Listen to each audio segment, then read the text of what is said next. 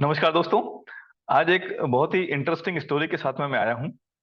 और ये स्टोरी है आराम सिंह नाम के एक आदमी की, जो कि एक गांव में रहता था। तो आराम सिंह को एक दिन बैठे बैठे अचानक से सूझा कि जिंदगी में कुछ बड़ा करना चाहिए। तो उसने अपने गांव के ज्ञानी लोगों से पूछा कि जिंदगी में बड़ा करने के लिए मुझे क्या करना चाहिए। तो उन्होंने कहा कि देखो भाई, यहाँ तो सारे लोगों की नॉलेज लिमिटेड है। तो ऐसा करो, आपके पास के गांव में एक बहुत ज्ञानी साधु महात्मा है, उनकी कुटिया है। तो गांव के बाहर उस कुटिया में जाओ और उनसे बात करो, वो तुम्हें जरूर अपनी सॉल्यूशन देंगे। तो आराम सिंह जी साधु के पास पहुंचे। साधु महाराज ध्यान में मग्न थे, उसने इंतजार किया। तो जैसे ही ध्यान से बाहर आए साधु, तो आराम सिंह ने पूछा कि साधु महाराज, मैं अपने जीवन में कुछ बड़ा करना चाहता हूँ, तो मुझे बताइए कि मैं क्या करूं। तो साधु महाराज ने कहा, ऊपर की तरफ इशारा करके, कि ईश्वर से मांगो। तो आराम सिंह वापस अपने गांव आया और उसने ईश्वर से हाथ जोड़ के प्रार्थना करी कि हे भगवान, मुझे जिंदगी में कुछ बड़ा करना है, तो मुझे आप स्ट्रेंथ दीजिए। तो कुछ दिनों के अंदर आराम सिंह की जिंदगी में बहुत सारी तकलीफें और डिफिकल्टीज आने लगी। तो आराम सिंह ने सोचा कि भगवान ने कहा है, तो साधु महाराज ने कहा है, तो शायद भगवान की यही इच्छा है। तो कुछ दिन के बाद में आराम सिंह ने पूछा कि भगवान, मुझे जिंदगी में कुछ बड़ा करना है, तो मुझे विजडम दीजिए। तो विजडम की बात की तो कुछ दिनों में उसको अपने आसपास बहुत सारी प्रॉब्लम्स मिली, जिनको उसको सॉल्व करना था। वो फिर चकरा गया कि मैं भगवान से मांग कुछ रहा हूँ, भगवान दे कुछ रहे हैं। तो कुछ दिन बाद में फिर उसने पूछा भगवान से कि हे भगवान, मुझे जिंदगी में कुछ बड़ा करना है, मुझे करेज दीजिए।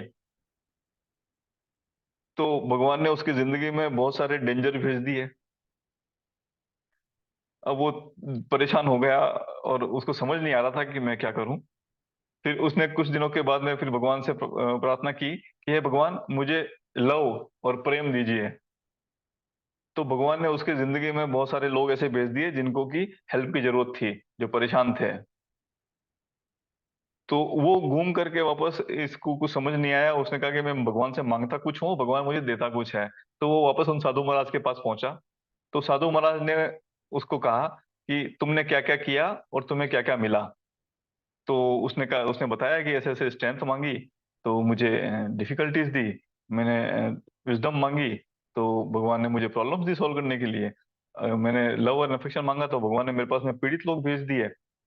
तो महाराज, मुझे समझ में नहीं आया कि मैं क्या करूं। तो उन्होंने कहा कि देखो बेटा, भगवान का अपना एक तरीका है, भगवान का अपना एक स्टाइल है आपको चीजें देने का।